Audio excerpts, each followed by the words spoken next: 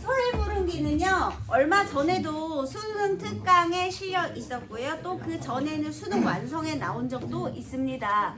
어머, 그러니 이거 안 중요할 것 같은데 그런 중요도는 개인이 판단하지 마시고 항상 중요하다 생각하세요. 자, 그다음 서해는 서쪽 바다라는 걸 알겠는데, 자, 무릉이라는 게 뭐죠? 무릉도원. 그렇지. 그러면 일단 설에 무릉도원에 갔었던 일인가? 라고 생각할 수 있겠죠. 자, 보기부터 읽어보겠습니다. 4번의 보기예요. 네. 서해무릉기는 남녀간의 혼사 성취 과정이 중심을 이루는 작품으로, 여러분 여기서 남녀간의 연애소설이다 라고 밝혀줬죠. 네. 우리가 만약에 영웅소설이다 그러면 그러니까 어떤 시련을 극복하고 업적을 달성할 것인가, 또는 조력자가 누구인가, 그 다음에 아기는 누구인가, 뭐 이런 생각하면서 글을 읽게 되잖아요. 그런데 여기에서 남녀간의 혼사 성취 과정이라고 남녀간의 연애소설이다라고 밝혀줬다라는 것은 우리는 이런 것들 생각하면서 읽어야겠다라는 거네요. 혼사를 전후로 해서 나타나는 장애를 극복하고, 그게 바로 혼사장애 모티프예요. 원래 결연담에는 반드시 등장하는 모티프입니다. 그리고 또 다시 결합하는 과정. 남녀가 인척관계라는 점. 자, 이 장애 첫 번째. 둘이 무슨 관계야?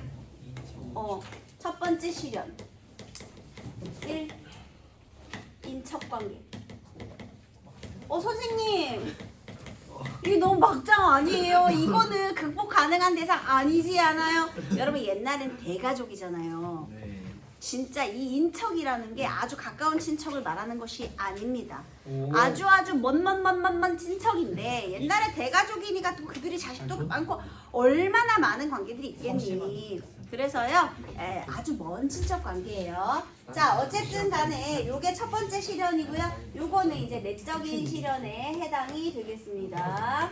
자, 그 다음 이때 주인공, 그 다음에 혼사를 방해하는 제3자로 인한 혼사장애. 요거 이제 두 번째 실현, 외적 실현이 되겠네요. 그러면 우리는 이제 읽으면서 이거 찾아야겠네. 방해하는 제3자가 누구냐? 이때 주인공은 신부를 찾아다니며 재회를 통해 완전한 혼사라는 애정의 성취를 이루고자 하지만 제3자와 대결하며 시련을 겪는다. 주인공의 고난 극복 과정에는 비현실적 조력자가 관여하는데 애정이 성취됐는데 정당성을 부여한다. 그럼 우리가 또 찾아야 할 사람은 바로 이 비현실적 조력자 되겠습니다.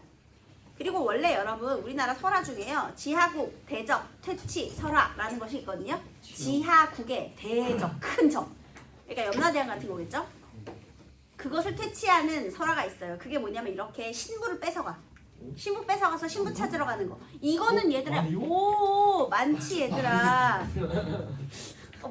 마리오도 그러네. 그리고 그리스 로마 신화에도 있잖아요.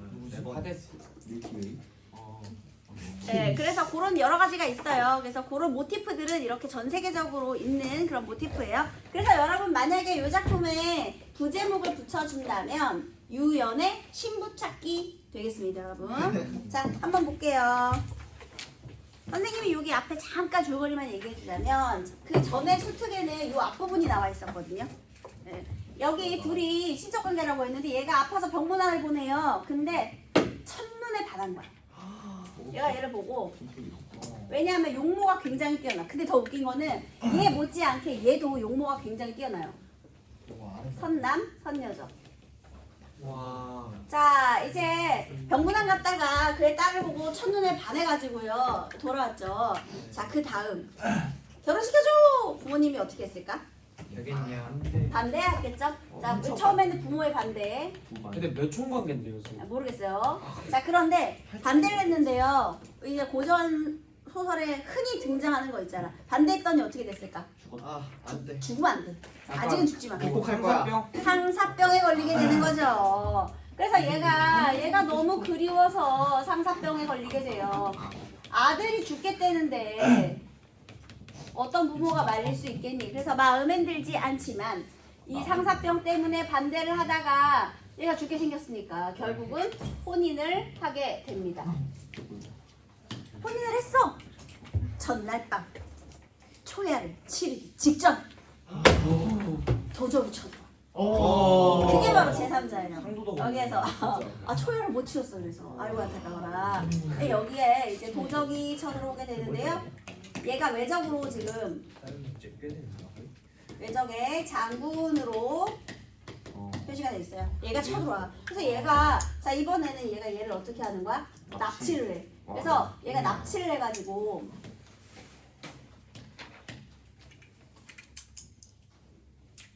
실현, 납치. 자 이게 무슨 실현이야? 두 번째 실현이 되는 거죠.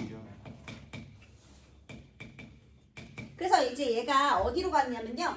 얘가 이제 그 서해 어딘가에 무릉에 살고 있어요. 그래서 거기에 살고 있는 것이 바로 서해 무릉이에요. 그래서 여기로 이제 납치를 해서 데려가게 되는 거죠. 졸지에 첫날 밤에 신부를 잃은 우리 유생 어떡해? 너무 슬퍼. 그래서요 가출납니다. 부모님한테 편지를 써서요 딱 10년만 기한을 달라. 내가 10년 동안 찾아서 안 나오면 포기하겠다. 그래서 10년 동안 찾고 돌아오겠다. 편지 한 장 남기고 가출을 하는 거죠. 자 부모님이 어땠을까? 이때부터 기분 나빠요. 요거 봐라.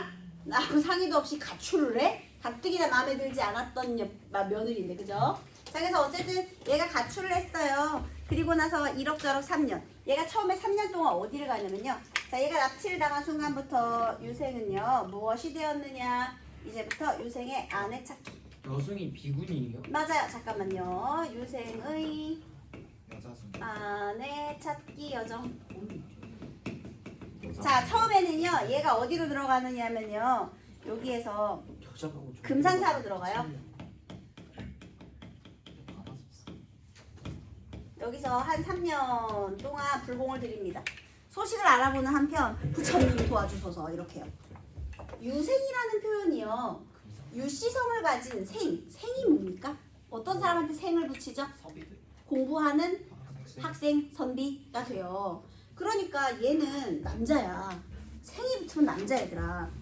그런데 요 유생이 무엇으로 변장을 해요? 왜 여승으로 변장을 했느냐? 우리 부인이 어디 있나 까꿍까꿍하고 찾아다녀야 되는데 남자는 몸으로서 여인이 있는 곳을 까꿍까꿍 못 열게 할 순 없잖아요. 왜냐? 옛날엔 남녀가 유별하니까요. 그래서 얘가 여기 어디 숨어 있나 하고 문을 열어봐야 되는데 남자면은 출입이 자유롭지 못하잖아요. 그래서 여인을 찾기 위해서 여자로 변장하게 되는 거예요. 자 여기에는 이번에는 남장 모티프가 아니라 뭔 모티프가 등장하니? 여장 모티프. 그만큼 간절해요. 간절함입니다. 간절함. 그 다음에 여기서 금산사에서 얘가 지금 3년 동안 공을 들였어요. 그리고 나서 다시 어떤 소문을 들었어. 서해 무릉이라는 곳이 있는데 거기들이 뭐 여자들이 많이 잡혀간다 뭐 이런 소문을 들었겠지. 그래서 유생은 여승으로 변장하고 아내 찾으려고 서해에 배를 띄워 대양을 방황하고 있었다. 그러던 어느 날 괄호할게요. 푸른 산들이 첩첩이 무리에 솟아있고 천봉만하기 봉우리마다 기이한 어느 곳에 이르렀다. 마침 달빛마저 넓게 비추고 있어 그야말로 경계가 절승한 곳이었다. 바로 닫으세요. 여러분 일단 기이한 어느 곳이죠? 이거 배경묘사잖아요. 배경묘사인데 배경묘사가 좀 비현실적 공간이다 라는 내용으로 되어 있죠. 유생이 배에서 내려 점점 깊이를 들어가 보니 인간은 없고 산수 경치가 더욱 맑고 수려하였다. 마음속으로 그저 감탄하고 칭찬하며 10여리를 더 들어가니 거기에 큰 섬이 있었다. 일단 바다에서 어떤 무태에 닿았는데 거기에서 또 10여리를 더 들어가서 섬이 있어요. 굉장히 현실에서는 고립되어 있죠. 그래서 거기다가 현실과 단절된 공간이라고 적으시고요. 그래서 그 섬에 도착을 하게 된 거예요. 얘가 배를 타고 쭉쭉 방황을 하다가 도착하게 된 것이 어떤 섬이에요. 이 섬이 어떤 공간이라고? 서해에 있는 무릉이겠죠. 무릉이니까 단절됐지. 그치? 그래서요 그래서요 여기에 있는 이 배경묘사들은요 전부 약간은 비현실적인 배경묘사들이 드러나고 있구나라는 걸 알 수가 있습니다. 그래서 여기에 이제 도착해 보니 섬에는 평평하고 넓은 벌판이 펼쳐져 있었고 푸릇푸릇한 경치 사이로 호화로운 인가가 야 이렇게 단절되어 있는데 한 10여 호 정도가 굉장히 호화롭게 살고 있대요. 원래 무릉도원은 지상낙원이잖아요. 그러니까 호화롭게 살고 있고요. 게다가 섬 앞으로 15리나 되는 큰 강이 가로막혀 있었으니 이것 봐. 단절되어 있죠? 깊숙하고 한가한 통치를 비할 데가 없었다. 자, 여러분 이 부분도 배경묘사를 통해서 이 무릉이라는 공간이 비현실적이다, 속세가 단절된 공간이다 라는 걸 알려주고 있는 거예요. 이에 유생이 반드시 은인, 그러니까 은둔자, 숨어있는 사람이나 도사가 사는 곳이라 생각해서 찾아가 보기로 하였다. 그 섬에 유생이, 자 이번에 이 유생이 어떤 옷을 입고 있어요? 옷을 입고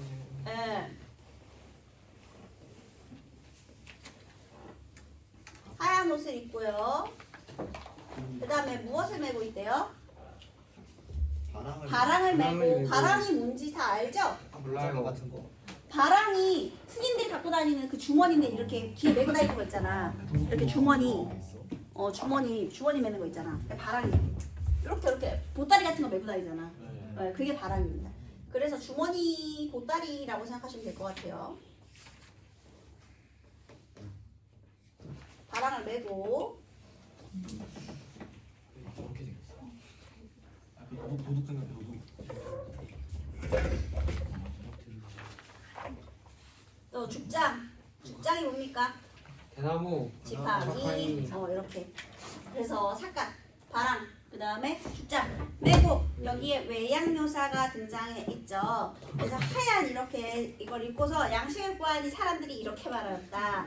자, 여기에 있는 이 사람들이, 섬에 있는 사람들이, 섬 사람들 뭐라고 말했느냐? 저렇게 이렇게 깊은 곳에 스님이 찾아오는 것도 뜻밖의 일이로되 저렇게 아름다운 여승은 더욱 처음이로다. 와우, 뷰티풀. 존나 예뻐. 야르. 자, 이렇게 예쁘다고 칭찬을 해요. 사람들이 깜빡 속았죠. 그만큼 유생의 외모가 훌륭하다라는 뜻이 되겠고요. 오해를 했어. 그랬더니 유생이 뭐라 하느냐? 소승은 금산사 뒤 암자에 있는 여승이온데 진짜? 아니. 거기 정체 감춤이라고 적으세요. 근데 목소리가 여승이온데 이곳에 아름다운 산과 바다 같은 강을 구경하려고 여기에 이르게 되었습니다. 했겠지. 그래서 여기를 뭐라 부릅니까? 청컨대 가르쳐 주옵소서. 마을 사람들이 여승의 미모를 부러워하고 감탄하며 말하였다. 이곳은 서해무릉이라는 곳이요. 그래서 제목이 서해무릉이에요. 아내를 찾으러 갔다 온 썰 푼다 되겠네요. 꽃이 피어서야 봄인 줄 알고 단풍이 들고 나뭇잎이 떨어져야 가을인 줄 알지요. 여러분 이 말의 의미는 뭐예요? 너네 무릉도원 보사 중에요. 이 사람이 거기 들어가가지고 3일 동안 후하게 환대받고 나왔더니 30년 지나 있었다. 이런 거 들어본 적 있죠? 즉 시간의 흐름을 알기 어려운 곳이라는 고사의 내용도 있거든요. 그래서 이게 지금 뭐냐면 계절의 변화가 아니라면 시간의 흐름을 알기 어렵다. 그래서 거기다 적으세요. 시간의 흐름을 알기 어려운 곳. 좀 노동 안 해도 돼서 이렇게 표현한 줄 알아. 꽃이 피어서야 봄인 줄 알고 단풍이 들고 나뭇잎이 떨어져야 가을인 줄 알지요. 시간의 흐름을 알기 어려운 곳이다. 이런 뜻이에요. 원래 그 무릉도원의 이미지에 이런 게 있죠. 이렇게 말하며 다투어 양식을 주는 사람이 많아 바람이 무거워 맬 수 없을 지경이었다. 유생이 이에 이곳에 인심이 순박하고 후덕함을 알고 다시 큰 누각 앞으로 나아갔다. 그리고 또 여기서 미모의 감탄도 했고요. 이 사람들은 인심이 어때요? 후하고 순박해요. 원래 그 고사에서도요 거기 들어가서 굉장히 환대를 받거든요. 그 사람이. 그러니까 잘 먹고 잘 살고 지상 낙원의 이미지로 그렇게 되어 있는 거죠. 이때 최씨는 밤낮으로 명철하신 하느님을 향하여 길게 탄식하며 지냈고 자나깨나 고향을 그리는 마음이 가슴속에서 떠나지 않았다. 그런데 이날 밤 비몽사몽 사이에 한 노승이 나타나 이렇게 말하였다. 자, 최씨가 이제 꿈을 꿀 거예요. 근데 꿈을요 2번 꿀 거예요. 2번이요? 네. 꿈 1, 꿈 2. 근데 이때 하느님이면 병인밖에 나가는 거 아니에요? 하나님이 아니고 하느님이잖아. 우리 기독교의 그분은 유일하신 분이니까 하나님이고요. 원래 우리는 하늘을 믿어요, 여러분. 하늘이 유교에서 굉장히 중요하거든요. 자, 일단 여기에서요 꿈속에 누가 나타났어? 노승이 나타났습니다. 나는 금산사의 부처로다. 아이, 금산사의 부처. 얘가 3년 동안 너무 열심히 공을 들였기 때문에 니 지아비의 지극한 정성에 감동하여. 니 지아비 누구예요? 남편? 지아비는 남편이니까 유생이죠, 유생. 그래서 유생의 정성에 감동했어. 이게 도와주는 이유가 되는 거예요. 그래서 너희 두 사람을 도와주러 왔노라. 아하, 우리 초월적인 조력자가 바로 이 사람이네요. 부처가 되겠습니다. 야, 부처가 도와주면 무조건 만나겠네. 내일 오시가 정오예요. 한 여승이 밖에 있을 것이다. 자, 내일 오시 정오에 한 여승이 밖에 올 것인데 그 사람이 바로 유생이다. 이 정도면 그냥 다 알려주네, 그치? 그러니 서로 만날 수 있을 것이다. 자, 여러분, 이 첫 번째 꿈의 역할. 앞으로 일어날 사건 전개를 암시하는 복선과 예언의 역할. 그리고 요 노승은 어쨌든 조력자, 초월적인 조력자 되겠네요. 꿈에 나타나서 알려주고 있어요. 자, 그 다음에 최씨가 반가우면 살해하고자 할 때 문득 꿈에서 깨어났다. 요거 바로 해볼게요. 어디냐면 최씨는 한낮 꿈속에 헛된 일인 듯 여겨져 몸과 마음이 모두 어지럽고 뒤숭숭한 가운데 날이 밝기를 기다렸다. 바로 하세요. 이 꿈을 꾼 다음에 우리 이 최씨의 반응. 안 믿어요. 그렇지. 반신반. 반신반이 정확합니다. 처음에는 이 꿈을 꾸고 나서는 반신반의하게 돼요. 진짜인가? 그러면서 또 기다려보고 진짜인가? 이렇게 하는 거죠. 다음날 정오 무렵 진짜 그 약속의 시간이 됐어요. 개선이 밖으로부터 쫓아 들어오면 말았다. 개선은 최소는 70이에요. 장지문 밖에 한 여승이 와서 양식을 청하옵는데 꿈속의 내용과 똑같죠? 동일한 내용이에요. 그토록 아리따운 미모와 옷 같은 얼굴 영롱한 풍모를 저는 처음 보았습니다. 청수하고 단아한 자태가 마치 우리 아가씨와 방불하였습니다. 최씨가 다 듣고는 어제의 꿈속 일이 생각나 마음속으로 놀라워하고 있었는데 개선이 은근히 권하며 말하였다. 여승은 내당에 들어와도 괜찮으니 아가씨께서 한번 보신들 무슨 일이 있겠습니까? 그래서 여장한 거예요, 여러분. 가보려고. 최씨가 이곳에 온 지 수삼년이 지났으나 몸을 일으켜 연보로 옮길 일이 없었는데 연보라는 건요, 연꽃 위를 밟는 발걸음 이런 뜻이거든요. 그러니까 여인의 발걸음 이런 뜻이에요. 어쨌든 발걸음을 한 적이 없었다. 한마디로 두문 불출 하고 지냈다는 거죠. 여기 와서 밖에 나간 적이 없었는데 이날은 줄치세요. 이날은 꿈속 일에 의심이 생겨 한번 나갈 결심을 하였다. 여러분, 꿈의 역할. 만약 이 꿈 아니었다면 나갔겠어, 안 나갔겠어? 안 나가. 만남의 매개체, 만남의 계기가 되는 거죠. 꿈이 아니었다면 나가지 않았을 거야. 이에 개선이 크게 기뻐하며 하인들에게 채비를 차리라고 일렀다. 개선이 이끄는 대로 따라와 나와보니 서쪽으로 강물이 굽돌아 흐르는 곳에 산 우물이 있었고 그 앞에 흰옷을 입은 여승이 바랑을 메고 대나무 막대기를 쥐고 표현이 서 있었다. 여기 여승. 최씨가 은근히 눈을 들어 살피니 삿간 밑에 옷 같은 얼굴을 한 여승은 다름이 아니라 바로 자신의 지아비 유연이었다. 만났어. 자, 그럼 만나자마자 자기야 여보 하면서 막 뛰어가서 해오를 했을까요? 그럼 아니죠. 여기 큰 사람들이 있죠. 그래서요, 최씨가 보니 낯빛과 용모가 바뀌고 풍채와 신수가 초췌하여 가슴이 찢어지는 듯하였다. 남들이 봤을 때는 너무나 아름다운 절세미녀라고 감탄했는데 이 마누라가 보기에는 용모가 많이 상했답니다. 그 전에 얼굴은 정말 얼마나 멋있었을까요? 더구나 이렇게 머리를 깎고 중이 되는 부끄러움도 무릅쓰고 허다한 풍상과 천신만고의 고생을 겪은 것이 모두 자신 때문이었으니 줄치겠습니다. 최씨의 심정이 오죽하였겠는가? 선생님이 무슨 말 하고 싶을까? 여기 편집자적 논평이 정확합니다. 편집자적 논평 적으세요. 중냐? 그래서 유생이요. 여기 이제 내당에 들어가야 되잖아요. 그래서 이제 막 가슴 속에 있는 말들을 하고 싶을 거 아니야. 최씨를 따라가다가 하필이면 또 이때 최씨를 납치해간 장군 이 새끼가 또 마주쳐. 저 봐라, 저 이상한데? 예쁜데 너무 예쁜 여자가 여기 있잖아? 나가. 쫓아내요. 그래서 수상히 여겨 멀리 내쫓는다. 이때 유생은 장군에게 쫓겨나와 원촌에 숨어서 오직 깊은 산과 은밀한 곳을 살피고 있었다. 은밀하고 왜 살피는지 아세요? 은신처 찾는 거예요. 이때 부처님이 도우시고 하늘이 가르쳐주어. 하늘이 돕고 신이 돕는다. 뭐죠? 천우신조. 천우신조. 물을 따라가다 바람이 통하는 굴을 찾을 수 있었다. 그래서 얘가 여기서 잠깐 조금 봤다가 이제 다시 굴 속에 숨어가지고요. 이 굴은 밖으로 통하는 구멍이 작았지만 그 안에 몇 사람이 머물 수 있을 만큼 넓었다. 유생이 크게 기뻐하며 여기에 머물러 몸을 숨기고 마을에서 오던 양식으로 염려하며 엎드려 지냈다. 여러분 만약에 둘이 이렇게 해서 만났으면 좀 허무했을 텐데 계속해서 시련과 고난을 주는 거예요. 이 만남이 지연될수록 유생의 노력과 희생이 더욱 강조되는 거죠. 그러면서 사랑을 더욱 애틋하게 만들어주는 요소들이에요. 이때 최 씨는 그 다음에요. 마침 그곳은 장군의 집 뒷산이었다. 유생이 이곳에 머무르며 낮에는 바위 구멍에 숨어 지내다. 밤이 되기를 기다려 인적이 끊기는 야삼경에 장원밖에 와서 두루 살펴보았으나 실로 들어갈 곳이 없었다.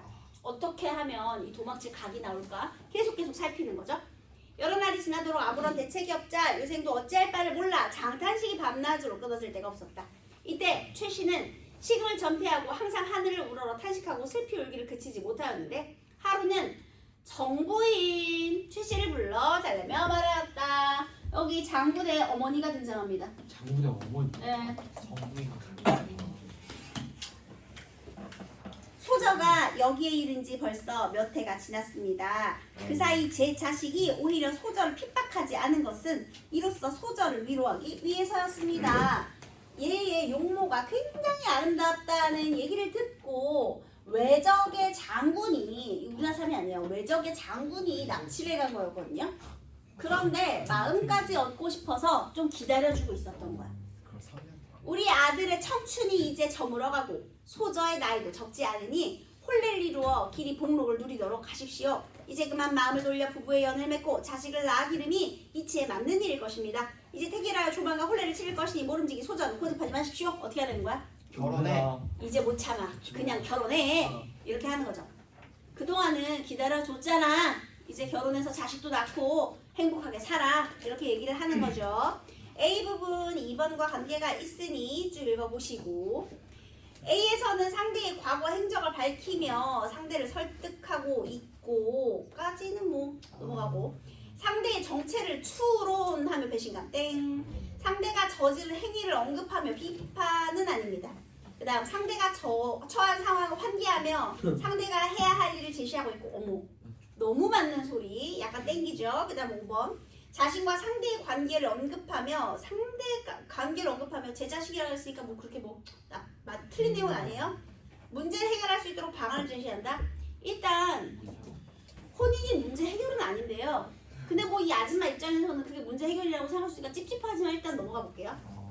자, 그 다음에 소저는 고집하지 마십시오 하고 최 씨가 다 듣고는 너무 놀라서 치욕스러워 곧바로 맑은 물에 귀를 씻으려 하였다. 이거 뭐 떠오르지 않아요 여러분? 소부와 허유의 고사가 있었죠? 네, 뒤를 이어 왕이 되겠는가. 아이고 들어온 얘기를 들었네. 그 다음에 이제 나중에 목동이 그 물 마시려고 하니까 목동의 소가 물 마시려고 하니까 야 그건 옛날에 그 들어온 소리 듣고 귀 씻은 물이니까 마시지 마 했었잖아요. 그래서 소부와 허유의 고사를 이렇게 오마주했네요. 그 다음 그리고 나서 한참 뒤에 최 씨가 대답하여 말하였다. 저의 신세가 이러하니 더욱 죽는 것이 마땅하옵니다. 어찌 다른 말이 필요하겠습니까? 최 씨의 태도는 어때요? 단호하죠. 네. 거기 단호한 거절 의지. 차라리 죽겠다. 단호하게 거절했어요. 말을 마치자마자 붉은 치마를 떨치고 일어나 거처로 돌아가니 정부인이 최 씨의 뜻이 한결같음을 보고 크게 근심하였다. 요거 안 되네 했겠죠. 장군은 핍박하여 혼례를 치를 뜻이 다급하여 그동안은 기다려줬지만 이제는 장군도 혼례를 올려야겠다라고 생각을 하고 있는 거죠. 혼산날이 아직 이르지 않았음을 안타깝게 여겼지만 그러니까 장군은 빨리 결혼하고 싶어서 이제 혼례날을 잡아놓은 상태에서 기다리고 있는 거예요. 최 씨는 날이 갈수록 더욱 심신이 초조하여 빨리 죽고자 할 뿐이었다. 그러나 유생의 정성을 생각하니 차마 죽을 수가 없어 숨죽여 오열하며 어찌할 바를 몰랐다. 죽고 싶어서 죽을 수가 없어. 밖에 여기가 와 있는 걸 알잖아. 얘기는 못했지만. 그래서 어떻게 해야 되지? 이렇게 기다리고 있는 거죠. 그러던 어느 날 밤 이부자리에 기대어 잠깐 졸다가 한 꿈을 꾸었는데 자, 두 번째 꿈입니다. 어떤 여승이 다가와 이렇게 말하였다. 나는 금산사 부처로다. 미지야 미에 감동하여 정성에 감동하여 두 사람을 돕노라. 아까 했던 얘기 또 하네. 자, 그런데 이번에는 누구로 등장했어? 교수님 변장술의 달인이네. 이번에 여승. 여러분 조심해야 되겠죠. 이 여성이랑 다른 여성. 유생인지 부처인지 구분하셔야죠. 그래서 얘가 이제 도와주겠다고 또 나타났어요. 자, 내용은요. 지금이요, 이건. 지금 장원 밖에 유생이 와 있으니 밥비나가 달아날 기약을 정하라. 아, 지금 밖에 유생이 와 있으니 유생과 달아날 기약을 해라. 계획 짜라. 만나서 정해야지. 이 말을 듣고 출시가 놀라 깨어보니 잠결의 꾼 한바탕 꿈이었다. 그러나 마음속으로 부처님이 꿈에 지시한 것이 헛된 적이 없었으니 어찌 믿지 않을 수 있었는가 하고 밖으로 나왔다. 자, 처음 꿈을 꿨을 때는요 반신반의했었죠. 그런데 지금 꿈 꾸고 나서 바로 확신했어요. 바로 믿었죠. 만약 이게 첫 번째 꿈이었다면 이때도 반신반의했겠지. 자, 그럼 다시 이 첫 번째 꿈의 역할. 신뢰? 그렇지. 두 번째 꿈에 신뢰를 부여하죠. 바로 믿게 되는 거예요. 그래서 지금이기 때문에 바로 나가야죠. 진짜 뭐. 그래서 밖으로 나가는 거예요. 그러고는 장원을 향하여 축원을 올리며 말하였다. 아득하고 아득한 하늘이시여, 저의 이 모습을 알고 계신다면 여기서 벗어나 계책을 가르쳐 주시옵소서. 정답을 알려줘 한 거죠. 그리하여 유생과 저의 쇠자란 목숨을 구해 주시옵소서. 그런데 이때 마침 유생이 담장 안의 동정을 살피고 있다가 꿈의 내용이죠. 유생이 살피고 있었죠. 두 번째 꿈 신뢰 부여. 맞아? 뭐 어떤 거 알고 싶어? 바로 믿음? 유생 달아나 기약을 해라. 이건 꿈의 내용이었고요.